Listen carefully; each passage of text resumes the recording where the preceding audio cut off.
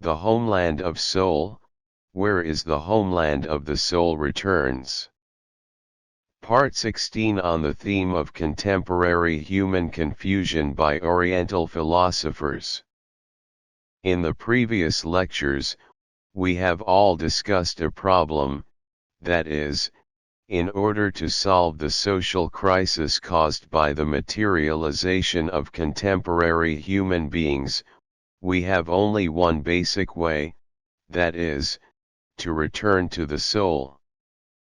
So a question arises here, where should the mind return to? Where is the hometown of spiritual return?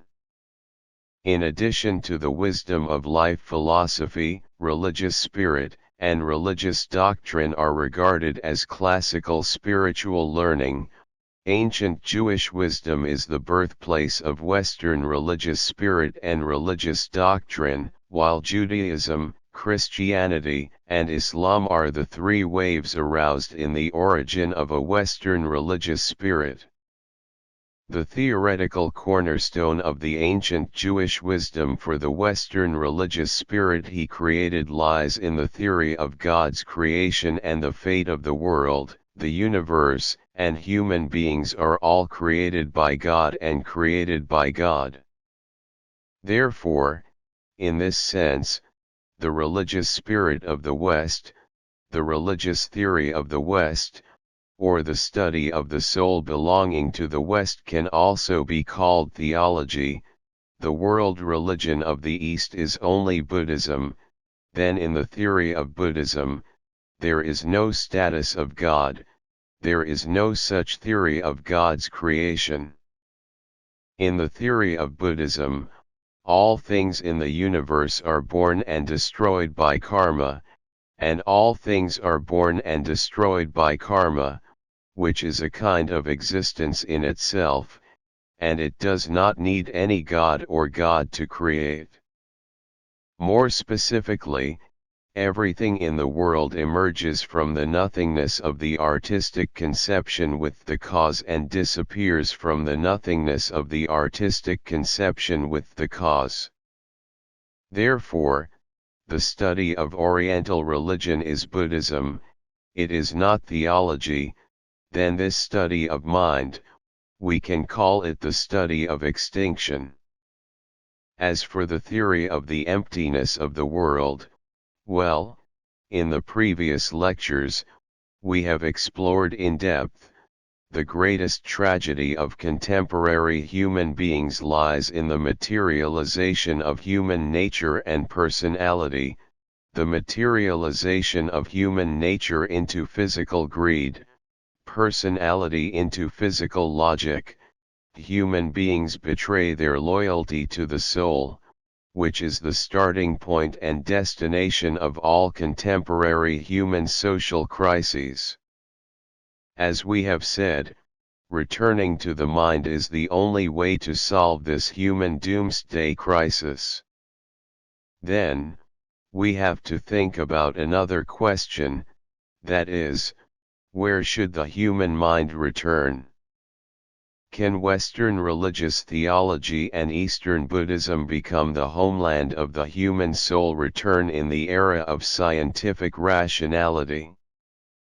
Contemporary scientific reason, the argument about the origin and end of the universe, and the discussion about the origin of human life, all make human wisdom enter an epoch-making realm, completely out of the shadow of the ignorant history in the past era, and become an extremely wise existence.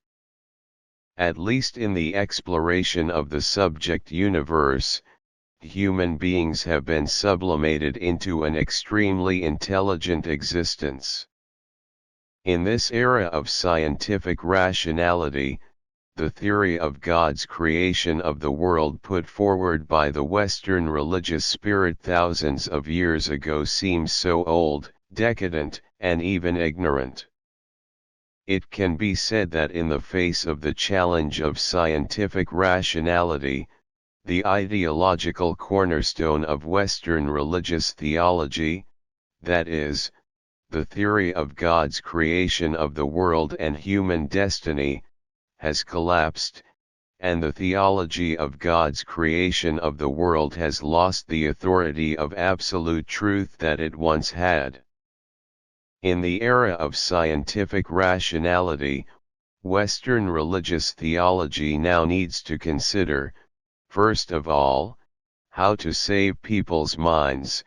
He has lost the truth of saving people's minds. Religious theology should now first consider how to save God, so it is obvious that religious theology can no longer assume the vocation of becoming the homeland of the mind in the era of scientific rationality. So the Oriental spiritual learning is Buddhism, although it regards human physical greed as the source of all evil in the world. He has been adhering to such an idea. In this sense, Buddhism is an early warning of human materialization.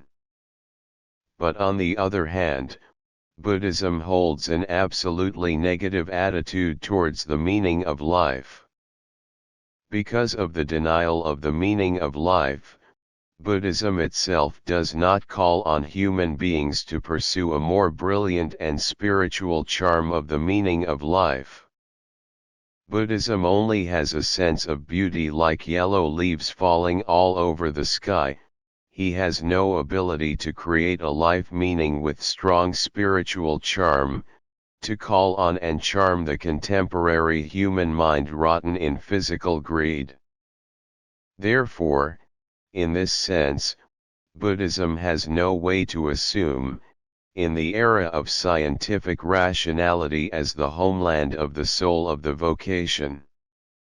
As we have discussed before, Tsung-yang Gyatso, the sixth Dalai Lama, is a precious opportunity given to Buddhism by changing. The beautiful and brilliant poetry emerging from the empty and quiet soul of the sixth Dalai Lama actually gives Buddhism a historical opportunity to sublimate into the study of life meaning with spiritual charm. Unfortunately, the monks in the late Dharma era could not seize such a heaven-sent historical opportunity to sublimate Buddhism into an aesthetic study of the meaning of life, thus making Tsung-yang Gyatso, like a meteor gliding through the night sky, flash away and disappear in an instant. Before the argument of scientific reason about the creation of the universe and the argument about the creation of life, the theory of God's creation of the world and human destiny, which was adhered to by the Western religious spirit, showed a strange and chaotic ignorance. Before the modern way of life created by scientific reason with the temptation of luxurious physical greed, Buddhism's denial of the meaning of life seems so pale, like the light of the moon in the cemetery, determined by the above situation. The way to save human material return to the soul cannot be the way to return to Western religious theology or to return to the Eastern science of extinction.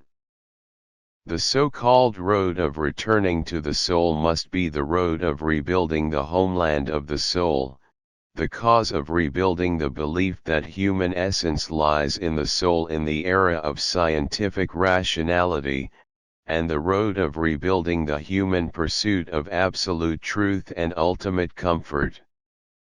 The road of return is the road of recreation and rebuilding the belief of the soul. This is what I, an Oriental philosopher and teacher, try to undertake, for the soul of the vocation, but also my lifelong thinking bitterness.